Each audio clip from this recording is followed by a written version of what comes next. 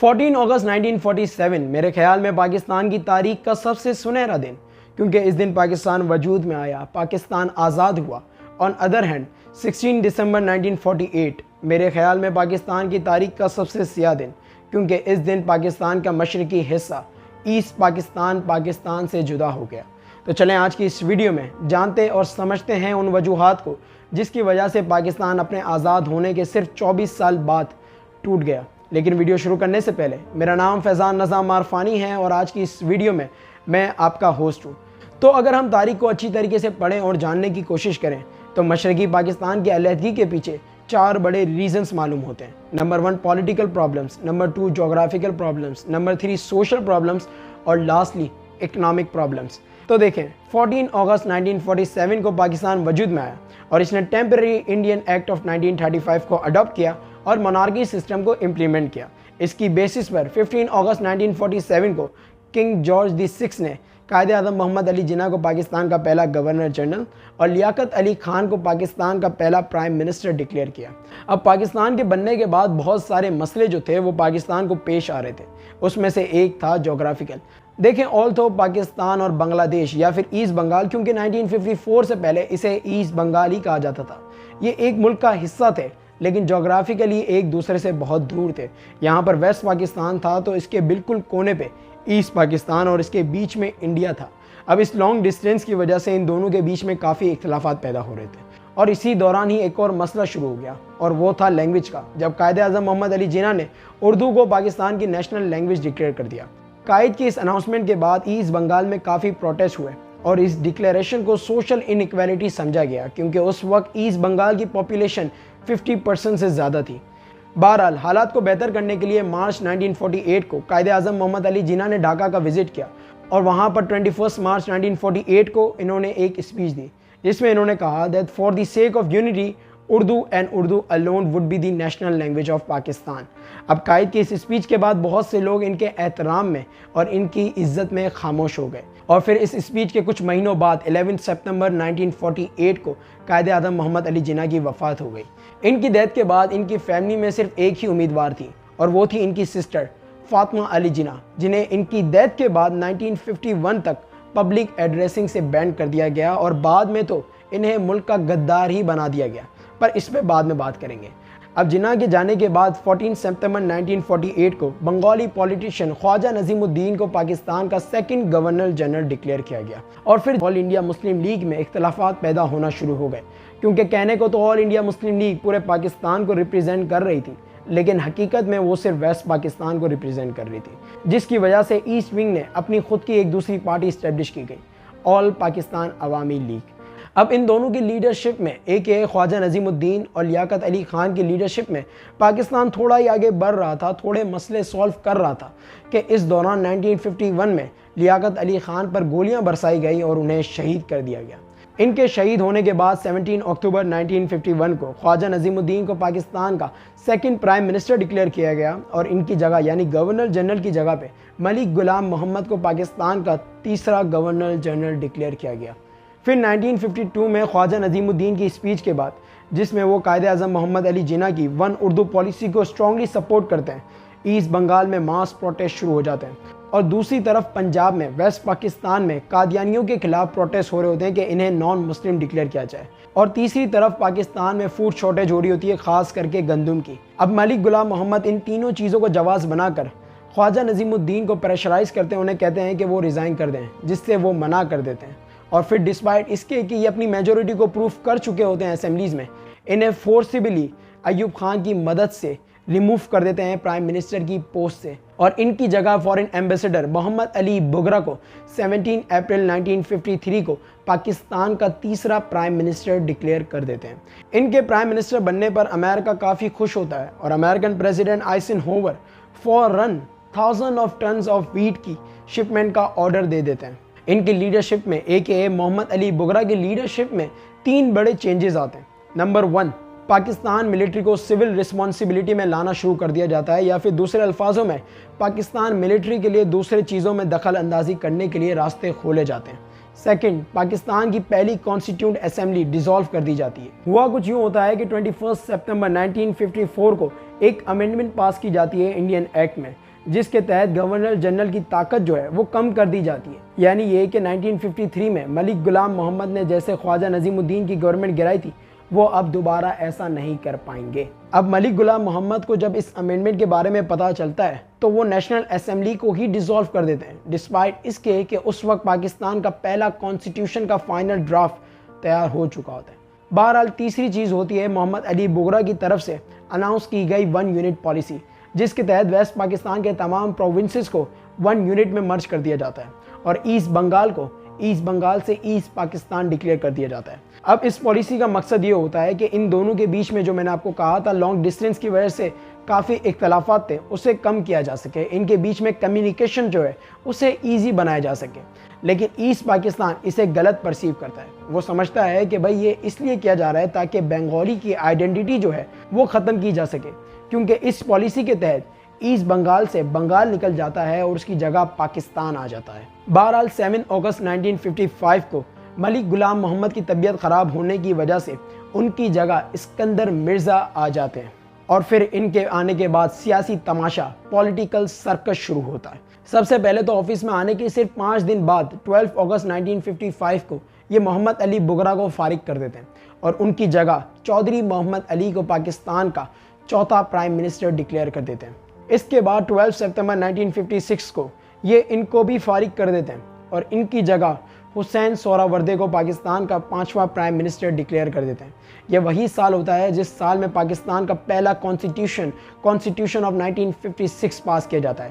جس کے تحت پاکستان کو پارلیمانٹری فارم آف گورنمنٹ بنا دیا جاتا ہے مونارکی سسٹم سے. پاکستان کو ریپبلک آف اسلام ڈکلیئر کر دیا جاتا ہے. پریزیڈنٹ کو head of the state, prime minister کو وہ ساری ایگزیکٹو پاورز اور بنگالی کو اردو کے ساتھ ساتھ پاکستان کی نیشنل لینگویج ڈکلیئر کر دیا جاتا ہے. بہرحال 17 اکتوبر 1957 کو حسین سورا وردے کو بھی فارغ کر دیا جاتا ہے اور ان کی جگہ ابراہیم اسماعیل چندی گڑھ کو پاکستان کا 6واں پرائم منسٹر ڈکلیئر کیا جاتا ہے. اور یہ تماشا یہاں پر ختم نہیں ہوتا، انہیں بھی 9 اگست 1957 کو فارغ کر دیا جاتا ہے اور ان کی جگہ فیروز علی خان کو پاکستان کا 7واں پرائم منسٹر ڈکلیئر کیا جاتا ہے. اور پھر 8 اکتوبر 1958 کو یہ آئین ختم کر دیتے ہیں، نیشنل اسمبلیز ڈیزولو کر دیتے ہیں اور ملک میں مارشل لاء امپوز کر دیتے ہیں. لیکن بعد میں ان کے ہی commander in chief Ayub Khan, جنہیں انہوں نے پرائم منسٹر ڈکلیئر کیا ہوتا ہے، وہ انہیں ڈسمس کر دیتے ہیں اور بعد میں تو ملک سے ہی جلا وطن کر دیتے ہیں.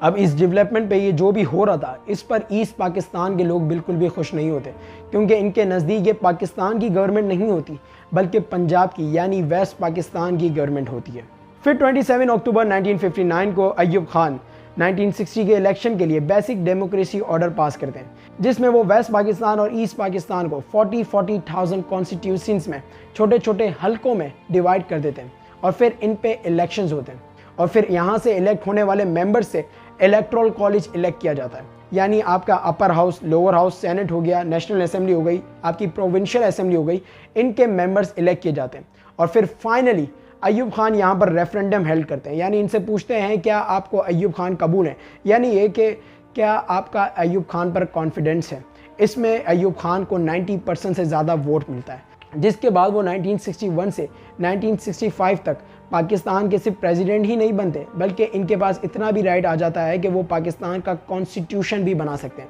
اور پھر کچھ ایسا ہی ہوتا ہے کہ 1962 میں پاکستان کا دوسرا کانسٹیٹیوشن بنایا جاتا ہے جسے پریزیڈنشل کانسٹیٹیوشن بھی کہا جاتا ہے. اس کانسٹیٹیوشن کے تحت پریزیڈنٹ کو یعنی ایوب خان کو ان لمیٹڈ پاورز دے دی جاتی ہیں، انہیں head of the state, head of the constituent assembly بنا دیا جاتا ہے. کوئی بھی امینڈمنٹ پریزیڈنٹ یعنی ایوب خان کی رضامندی کے بغیر نہیں کی جائے گی. جتنے بھی ججز ہوں گے ہائی کورٹ کے انہیں پریزیڈنٹ یعنی ایوب خان خود اپنی مرضی سے چوز کریں گے. بہرحال ان کے پریزیڈنٹ بننے کے بعد پاکستان بہت تیزی سے ترقی کر رہا ہوتا ہے. پاکستان نہیں بلکہ ویسٹ پاکستان بہت تیزی سے ترقی کر رہا ہوتا ہے. پاکستان میں آن ایوریج 5% سے زیادہ اکنامی گرو ہو رہی ہوتی ہے. On other hand east Pakistan کی اکنامی 2.5% سے گرو ہو رہی ہوتی ہے، ڈسپائٹ اس کے کہ ہماری ایکسپورٹ ارننگ کا جو 50% سے زیادہ حصہ جو ہے وہ ایسٹ پاکستان سے آتا تھا. یعنی ہم جو باہر سے پیسہ کماتے تھے وہ زیادہ تر ایسٹ پاکستان کی ایکسپورٹ سے کماتے تھے. اب اس اور پاس میں ہوئی سوشل، اکنامک اور پولیٹیکل ان ایکویلٹی کی وجہ سے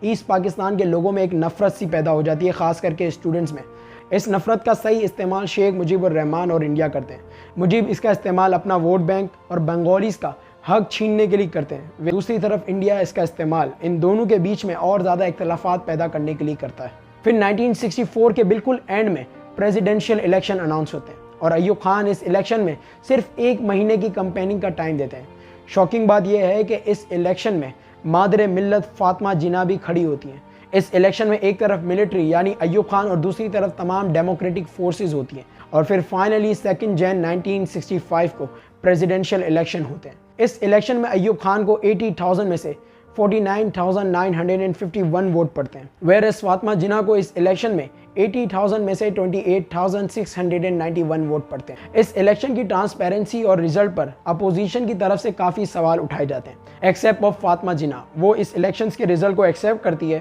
اور پولیٹکس کو اللہ حافظ کہہ دیتی ہیں۔ بہرحال اس الیکشن میں جیت کے بعد ایوب خان اپنی پریزیڈنسی کو کنٹینیو رکھتے ہیں، لیکن اس دفعہ حالات پہلے جیسے نہیں رہتے۔ سب سے پہلا ایونٹ ہوتا ہے 1965 کی انڈو پاک وار، جس کے بعد ایوب خان کا سب سے پسندیدہ شخص ذوالفقار علی بھٹو پلٹ جاتا ہے، اور دوسری طرف اس وار کے دوران ایسٹ پاکستان میں ڈیفینسو سہولیت کافی کم ہوتی ہے، ڈسپائٹ اس کے کہ اس جنگ میں سب سے زیادہ جو پیسہ خرچ کیا گیا ہوتا ہے وہ ایسٹ پاکستان سے ہی لیا گیا ہوتا ہے۔ ایوب خان کے اس ایٹیٹیوڈ کی وجہ سے ایسٹ پاکستان کو آئسولیٹڈ یا پھر سوتیلا فیل ہوتا ہے۔ اب ان سب حالات کو دیکھتے ہوئے 1966 میں شیخ مجیب الرحمان ایوب خان کے سامنے 6 پوائنٹ رکھتے ہیں، جسے 6 پوائنٹ فارمولا بھی کہا جاتا ہے۔ اب ان پوائنٹس کے تھرو شیخ مجیب الرحمان ایک ہی ملک میں 2 سسٹم اور زیادہ صوبائی طاقت چاہ رہے ہوتے ہیں، جیسے کہ وہ چاہ رہے ہوتے ہیں کہ پارلیمانٹری فارم آف گورنمنٹ ہو، 2 فورن اکاؤنٹس ہوں، ایسٹ پاکستان کے ویسٹ پاکستان کے، دونوں کی اپنی سیپریٹ مانیٹری اور فسکل پالیسی ہو، اور اگر پاسبل ہو تو دونوں کی اپنی اپنی کرنسی ہو۔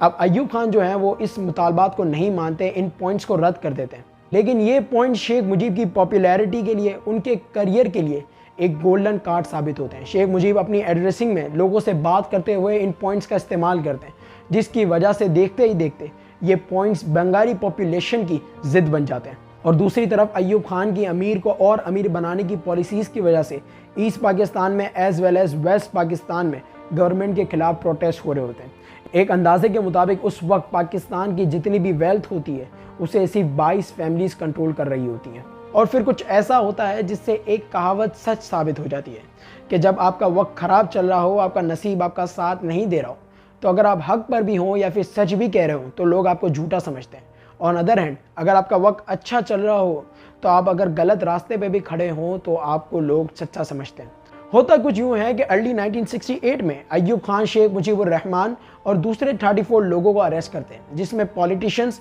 اور آرمی آفیسر شامل ہوتے ہیں۔ ان کے خلاف کیس چلاتے ہیں اور انہیں اریسٹ کرتے ہیں۔ ان پر الزام یہ ہوتا ہے کہ انہوں نے انڈیا کے شہر اگرتالہ میں انڈین آفیشلز کے ساتھ میٹنگ بٹھائی ہے، جس میں یہ طے ہوا ہے کہ انڈیا شیخ مجیب الرحمان کی مدد کرے گا ایسٹ پاکستان کی آزادی کے لیے، یعنی بنگلہ دیش کی کریشن کے لیے۔ آلتھو 2010 میں اس کیس میں ملوث شوکت علی اس بات کو ایکسیپٹ کرتے ہیں کہ یہ کیس جھوٹا نہیں تھا، اور حقیقت میں شیخ مجیب الرحمان اور انڈیا کے درمیان ایک میٹنگ بلھائی گئی تھی۔ بہرحال 1969 میں ماس پروٹیسٹ ہوتے ہیں ایسٹ پاکستان میں، جو کہ شیخ مجیب الرحمان کی رہائی اور ایوب خان کے ریزائن سے ختم ہوتے ہیں۔ جیل سے نکلنے کے بعد شیخ مجیب الرحمان ایکسٹریملی پاپولر بن جاتے ہیں۔ آن ادر ہینڈ یحییٰ خان اور ویسٹ پاکستان کے لیڈر کافی ان پاپولر بن جاتے ہیں ایسٹ پاکستان میں، اور پھر بعد میں اس پاپولیرٹی میں 4 چاند لگ جاتے ہیں جب 1970 کے الیکشن سے پہلے ایسٹ بنگال میں ون آف دی ڈیڈلیسٹ سائیکلون، جسے بھولا سائیکلون کہا جاتا ہے، وہ آتا ہے۔ اس سائیکلون میں سینٹرل گورنمنٹ یعنی ویسٹ پاکستان کی طرف سے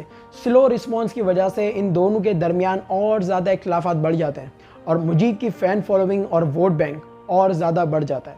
اور پھر 1970 کے الیکشن ہوتے ہیں جس میں شیخ مجیب کی پارٹی عوامی لیگ ایک بڑے ووٹ بینک سے جیت جاتی ہے، لیکن بھٹو کے پریشر کی وجہ سے اور یحییٰ خان کی خود کی پرسنل لائکنس کی وجہ سے شیخ مجیب کی گورنمنٹ فارم نہیں کی جاتی، اس کی وجہ سے ایسٹ پاکستان میں دنگے فساد شروع ہو جاتے ہیں۔ اب حالات کو بہتر کرنے کے لیے جنوری 1971 میں یحییٰ خان ڈھاکہ کا وزٹ کرتے ہیں، اور وہاں پر شیخ مجیب الرحمان سے یہ وعدہ کرتے ہیں کہ 3 مارچ 1971 میں وہ ان کی گورنمنٹ فارم کر دیں گے، لیکن بعد میں یہ ڈیٹ 3 مارچ سے 25 مارچ کو شفٹ کر دی جاتی ہے، جس کے جواب میں 7 مارچ 1971 کو شیخ مجیب الرحمان ایک تاریخی اسپیچ دیتے ہیں جس میں وہ سول نافرمانی اور آزادی کے لیے لوگوں کو ابھارتے ہیں۔ اس کے بعد ایسٹ پاکستان میں پاکستان کے خلاف تحریک چلائی جاتی ہے اور ہر وہ شخص کو مار دیا جاتا ہے جو پاکستان کے حق میں آواز اٹھاتا ہے۔ اب اس اینٹائی پاکستان سینٹیمنٹ کو سپریس کرنے کے لیے 25 مارچ 1971 کو Pakistan army operation search light کے نام سے ایک آپریشن لانچ کرتی ہے۔ اس کا مقصد ملک دشمن عناصر کے خلاف، اور اگر آپ ایسٹ پاکستان کے پرسپیکٹیو میں دیکھیں تو مختی بائنی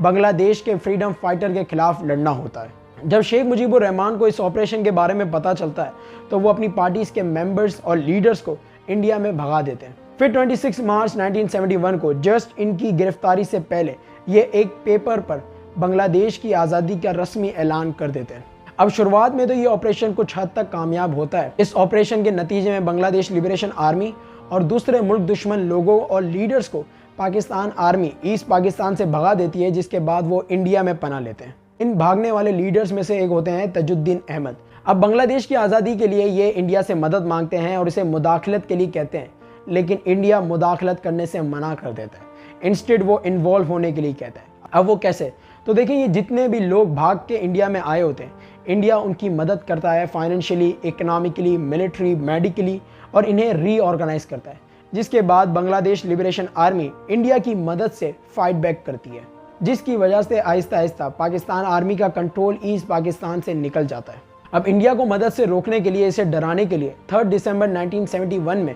پاکستان ایئر بیسز سے اسٹرائک کی جاتی ہے انڈین ایئر بیسز پر، جس کے جواب میں انڈیا سوویت یونین کی مدد سے کھل کر بنگلہ دیش لبریشن وار میں انوالو ہو جاتا ہے۔ اور پھر 16 دسمبر 1971 کو قریب 13 دن بعد یہ جنگ ختم ہوتی ہے، جب general lieutenant Abdullah Khan Niazi instrument of surrender sign کرتے ہیں، جس کے تحت انڈو پاک وار، بنگلہ دیش لبریشن وار اور پیپلز ریپبلک آف بنگلہ دیش فارملی ڈکلیئر کیا جاتا ہے۔ اس ایگریمنٹ کے بعد پاکستان آرمی ایسٹ پاکستان سے نکل جاتی ہے، جس کے بعد وہاں پر موجود پرو ویسٹ پاکستانی، جنہیں بہاری کہا جاتا ہے، انہیں قتل کر دیا جاتا ہے، ان کی سوسائٹیز کو جلا دیا جاتا ہے۔ بہرحال 11 جنوری 1972 کو آفیشلی ایسٹ پاکستان کو بنگلہ دیش ڈکلیئر کیا جاتا ہے، اور 12 جن 1972 کو شیخ مجیب الرحمان کو اس نیولی اسٹیبلش کنٹری کا پرائم منسٹر ڈکلیئر کیا جاتا ہے، اور کچھ اس طرح ایسٹ پاکستان کا چیپٹر کلوز ہوتا ہے اور ہماری ویڈیو بھی ختم ہوتی ہے۔ ان دا اینڈ میں آپ سے پوچھتا ہوں، آپ کا کیا خیال ہے ان تمام چیزوں کے بارے میں؟ اپنی رائے کمنٹ سیکشن میں ضرور دیں۔